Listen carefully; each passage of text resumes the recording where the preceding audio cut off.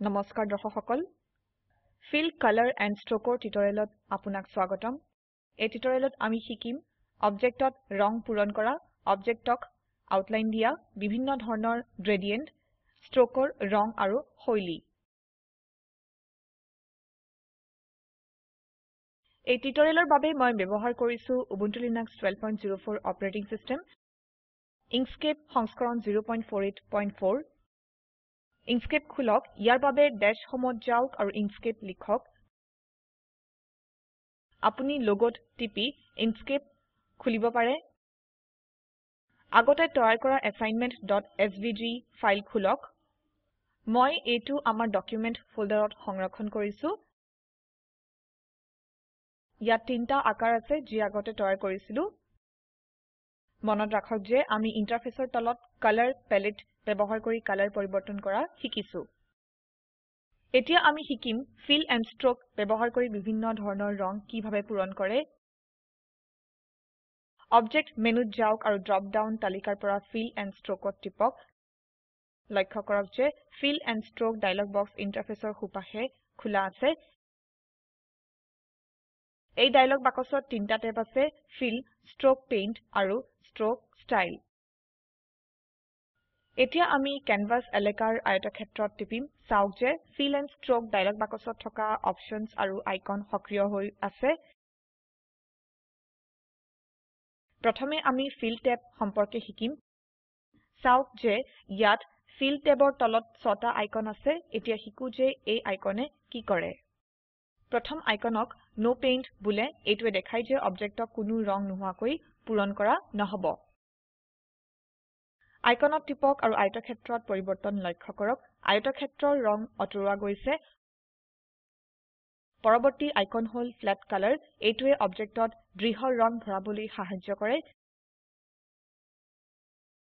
flat colour আইকনত টিপক আৰু আয়তক্ষেত্ৰৰ আকাৰত ৰং পৰিবৰ্তন লক্ষ্য কৰক ফ্ল্যাট কালাৰৰ তলত দেখো যে ইয়াত 5টা সাব টেব আছে ডিফল্ট ৰূপে RGB টেব নিৰ্বাচিত RGB টেবত 4টা স্লাইডাৰ আছে প্ৰথমৰ 3টা স্লাইডাৰ ৰঙা সেউজীয়া আৰু নীলা ৰঙৰ তীব্ৰতা নিৰ্দেশ কৰে আমি এই স্লাইডাৰক বাও বা সোফালে নি গৈ ৰং সলাবলৈ পাৰো আমি কৰা আয়তক্ষেত্ৰত ৰঙৰ পৰিবৰ্তন চাওক চতুৰ্থ স্লাইডাৰ হল আলফা স্লাইডাৰ ইয়াৰ সৈতে আমি অস্বচ্ছৰ পৰা স্বচ্ছ ৰঙৰ অস্বচ্ছতা স্তৰ কমাবলৈ বা বঢ়াবলৈ পাৰো যেতিয়াই মই এই 4টা স্লাইডাৰক গতি কৰাও চাওক যে এই বাকচত দেখুৱা ৰঙৰ RGBয়ে ভ্যালু স্বয়ংক্ৰিয়ভাৱে সলনি হৈ যায় মই স্লাইডাৰক পুনৰাই গতি কৰাও যাতে আপুনি ইয়াৰ পৰিবৰ্তন দেখিবলৈ পাৰে মই স্লাইডাৰৰ সোফালে বাকচৰ প্ৰতিটো ৰঙৰ ভ্যালু সলনি কৰি ৰঙক স্বয়ংক্ৰিয়ভাৱে সলাব পাৰো মই ৰঙা ৰঙৰ ভ্যালু 100 সেউজীয়া ভ্যালু 50 আৰু নীলা ৰঙৰ ভ্যালু 150ত সলাও চাওক যে আয়তক্ষেত্ৰৰ ৰং বেঙুনীয়াত সলনি হৈ গৈছে মই আলফাৰ স্তৰ 255 কৰো কাৰণ মই opacityৰ স্তৰ কমাবলৈ নিবিচাৰো পৰৱৰ্তী ট্যাব হল HSL আৰু এইটো যথাক্ৰমে হিউ স্যাচুৰেশ্যন আৰু লাইটনেছৰ বাবে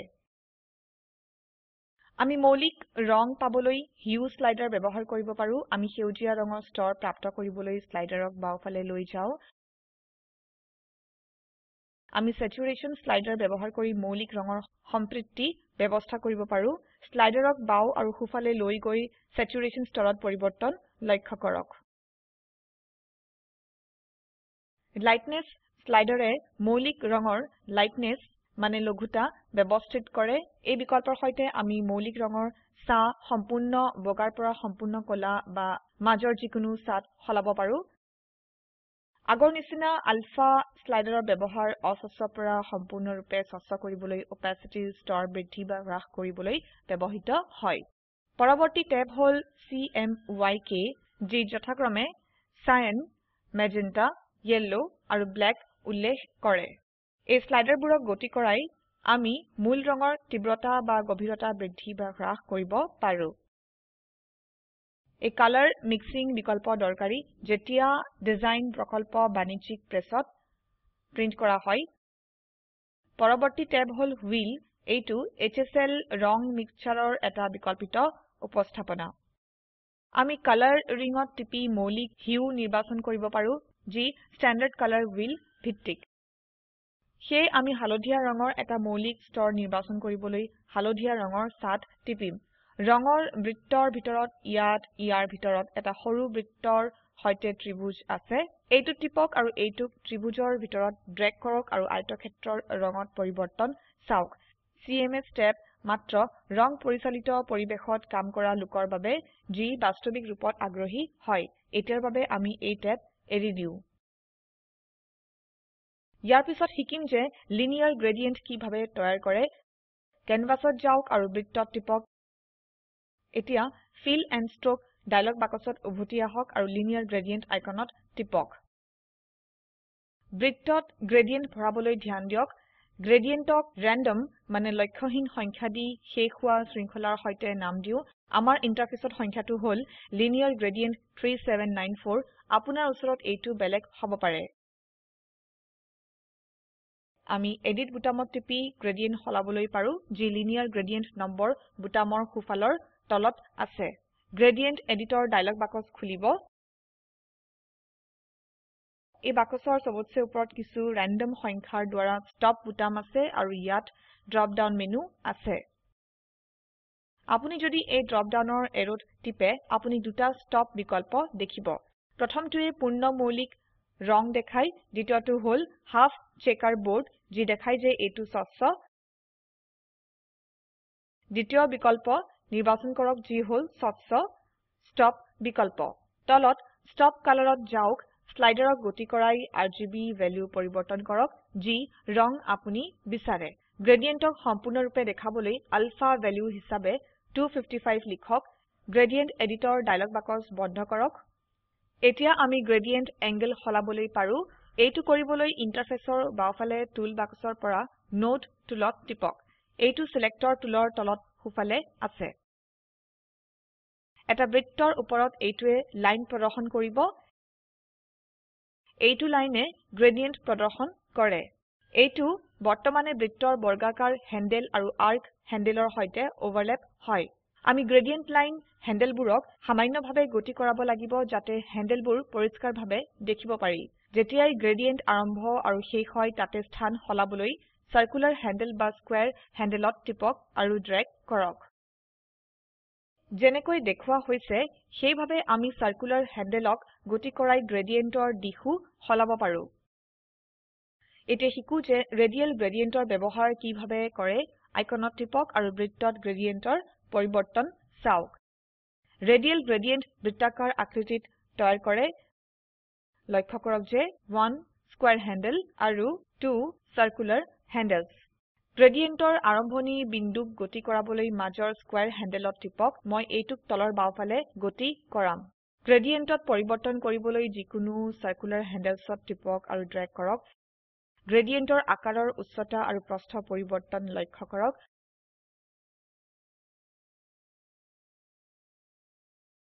আমি টুল বাকচতো গ্ৰেডিয়েন্ট টুল পাব পাৰো এইটো টিপক আৰু বৃত্তত উভতি আহক লক্ষ্য কৰক যে কাৰ্সাৰ এতিয়া ডাঙৰ হাতৰ আইৰ সৈতে প্লাস চিহ্নত সলনি হৈ গৈছে এতিয়া বৃত্তৰ ভিতৰত কোনো এঠাইত টিপক আৰু ড্ৰেগ কৰক গ্ৰেডিয়েন্টত পৰিবৰ্তন লক্ষ্য কৰক এতিয়া বৃত্তৰ বাহিৰত কোনো এঠাইত টিপক আৰু ড্ৰেগ কৰক গ্ৰেডিয়েন্টত পৰিবৰ্তন লক্ষ্য কৰক ইয়াৰ পিছত আমি শিকিম যে আকাৰৰ ওপৰত বিভিন্ন প্যাটাৰ্ন কিভাবে ওভাৰলে কৰে টুল বক্সত যাওক সিলেক্টৰ টুলত টিপক আৰু তাৰ পিছত ষ্টাৰ আকৃতিত টিপক ফিল এণ্ড ষ্ট্ৰোক ডায়লগ বাকচত প্যাটাৰ্ন আইকনত টিপক লক্ষ্য কৰক যে ষ্টাৰৰ ৰং এটা ষ্ট্ৰাইপ প্যাটাৰ্নত সলনি হৈ গৈছে ইয়াত প্যাটাৰ্ন ফিলত ড্ৰপ ডাউন মেনু আছে উপলব্ধ প্যাটাৰ্ন দেখিবলৈ এৰোছত টিপক চেকাৰ বোৰ্ডত টিপক আৰু ষ্টাৰ আকৃতিত পৰিবৰ্তন লক্ষ্য কৰক আপুনি ইয়াত দেখুৱা যিকোনো প্যাটাৰ্ন ব্যৱহাৰ কৰিব পাৰে আমি স্বেটচ সম্পৰ্কে অন্য টিউটোৰিয়েলত শিকিম আনছেট পেইণ্ট নামৰ অন্তিম আইকনৰ ব্যৱহাৰ নিৰ্বাচিত অবজেক্টৰ কোলা ৰঙত আনছেট কৰিবলৈ ব্যৱহৃত হয় আইকনত টিপক আৰু ষ্টাৰৰ ৰঙত পৰিবৰ্তন লক্ষ্য কৰক এইটো কলালৈ সলনি হৈ গৈছে এতিয়া শিকো যে এটা অবজেক্টত ষ্ট্ৰোক বা আউটলাইন কিভাবে দিয়ে এইটো কৰিবলৈ আমি ষ্ট্ৰোক পেইণ্ট ট্যাব ব্যৱহাৰ কৰিব লাগিব এতিয়া ষ্ট্ৰোক পেইণ্ট ট্যাবত টিপক আৰু আয়তক্ষেত্ৰত টিপক ষ্ট্ৰোক পেইণ্ট ট্যাবত থকা আইকন ফিল ট্যাবৰ অনুৰূপ এইটোৱে একেভাবে কাম কৰে প্ৰথম আইকনৰ সৈতে যি হল নো পেইণ্ট আমি আকৃতিৰ আউটলাইন অতৰুৱাও ইয়াৰ পিছত আমি ফ্ল্যাট কালাৰ আইকনত টিপু আমি আয়তকাৰ আকৃতিৰ আশেপাশে এটা কলা ৰঙৰ আউটলাইন দেখো আমি ষ্ট্ৰোক ষ্টাইল ট্যাব ব্যৱহাৰ কৰি আউটলাইনৰ থিকনেস হ্ৰাস বা বৃদ্ধি কৰিব পাৰো উইডথ প্যাৰামিটাৰ 10 ৰাখক আমি আমাৰ প্ৰয়োজন অনুযায়ী ইউনিটছ শতাংশ পইণ্টছ সলাবলৈ পাৰো মই ইউনিটক পিক্সেলছ ৰাখিম ষ্ট্ৰোক পেইণ্ট ট্যাবত উভতি যাওক আমি আৰজিবি ট্যাবত থকা স্লাইডাৰক গতি কৰাই ষ্ট্ৰোকৰ ৰং পৰিবৰ্তন কৰিব পাৰো আউটলাইনত ৰঙৰ পৰিবৰ্তন লক্ষ্য কৰক যি আমি কৰিছো আপুনি নিজেই অন্য ফ্ল্যাট কালাৰ বিকল্প চাওক যেনে HSL CMYK হুইল আৰু CMS এতিয়া আমি লিনিয়াৰ গ্ৰেডিয়েন্টত টিপু এইটোৱে আয়তকাৰ আকৃতিক এটা গ্ৰেডিয়েন্ট আউটলাইন দিয়ে গ্ৰেডিয়েন্টছ যি আমি আগতে ব্যৱহাৰ কৰিছো ইয়াত ড্ৰপ ডাউন সূচীত দেখিব আমি তাৰে যিকোনো ব্যৱহাৰ কৰিব পাৰো আমি আমাৰ আয়তক্ষেত্ৰক ৰঙা আৰু নীলা গ্ৰেডিয়েন্ট আউটলাইন দিও একেইভাবে আমি অবশিষ্ট ষ্ট্ৰোক আইকন ব্যৱহাৰ কৰিব পাৰো আৰু আমাৰ অবজেক্টক কিছু আকৰ্ষণীয় প্যাটাৰ্ন আৰু গ্ৰেডিয়েন্ট আউটলাইন দিব পাৰো তাৰ পিছত আমি ষ্ট্ৰোক ষ্টাইল সম্পৰ্কে শিকিম এইটো টিপক আমি আগেই শিকিছো যে ষ্ট্ৰোকৰ প্ৰস্থ কিভাবে সলাই এতিয়া তিনি জইন আইকন চাও মাইটাৰ জইন ৰাউন্ড জইন আৰু বেভেল জইন ডিফল্ট ৰূপে ষ্ট্ৰোক মাইটাৰ জইনত আছে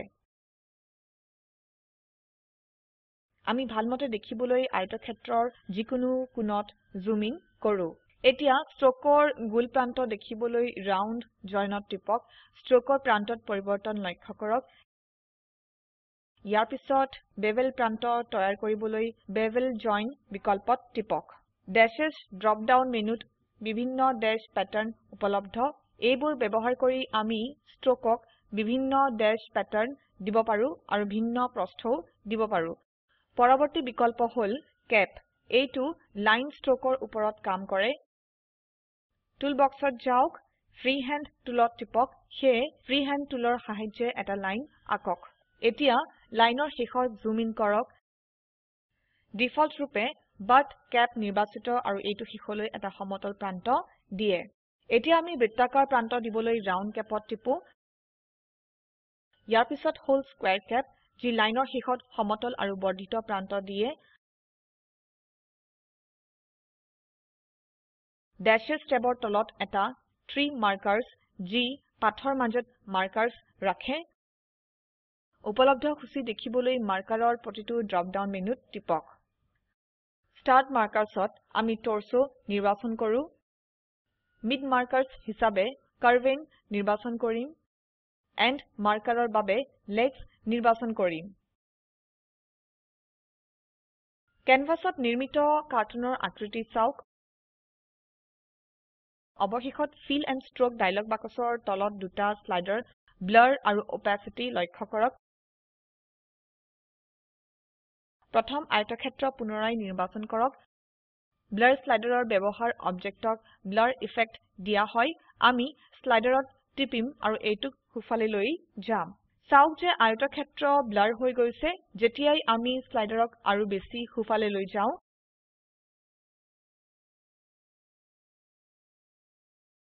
অপাচিটি স্লাইডাৰৰ ব্যৱহাৰ আকৃতিক স্পষ্টতা প্ৰদান কৰিবলৈ ব্যৱহৃত হয় স্লাইডাৰক হুফালে অতৰুৱাওক আৰু আকৃতিত পৰিবৰ্তন লক্ষ্য কৰক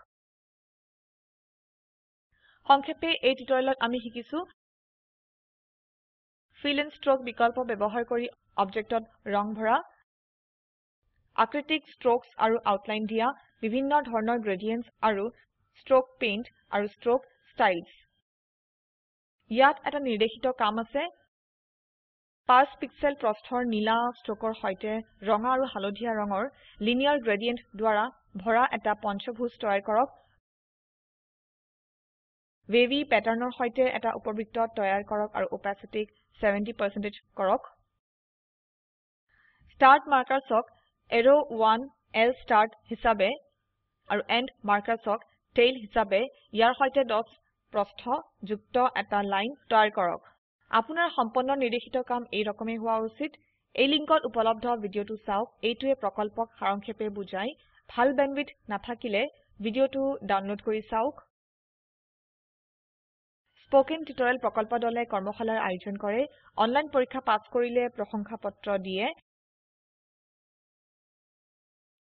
বিস্তাৰিত তথ্যৰ বাবে contact@spoken-tutorial.org ত ইমেইল কৰক স্পোকেন টিউটৰিয়েল প্ৰকল্প টক টু এ টিচাৰ প্ৰকল্পৰ অংশ বিশেষ এইটো ভাৰত চৰকাৰৰ এনএমইআইচিটি এমএচআৰডি জাতীয় শিক্ষা মিছনৰ দ্বাৰা সমৰ্থিত এই বিষয়ত বিস্তাৰিত তথ্য এই লিংকত প্ৰাপ্তিসাধ্য spoken-tutorial.org/nmeict-intro আমি এই টিউটৰিয়েলৰ শেষলৈ আহিছো আইআইটি বম্বেৰ পৰা মই মৌচুমী মেধি এতিয়া আপোনাৰ পৰা বিদায় লৈছো যোগদানৰ বাবে ধন্যবাদ